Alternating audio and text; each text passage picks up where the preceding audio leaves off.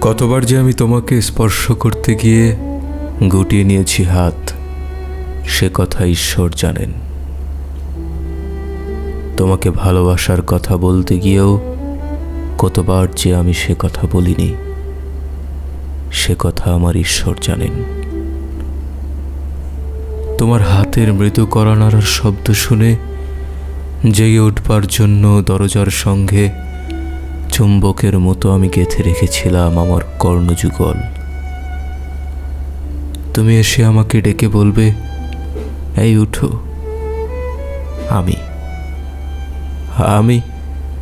আমি কি শুনলাম? এমত উল্লাসে নিজেকে নিক্ষেপ করব তোমার উদ্দেশ্যে। কতবার যে এরকম একটি দৃশ্যের কথা আমি মনে মনে কল্পনা করেছি, সে কথা আমার ঈশ্বর জানেন।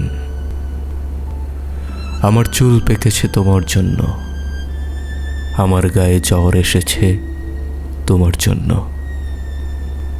আমার ঈশ্বর জানেন আমার মৃত্যু হবে তোমার জন্য।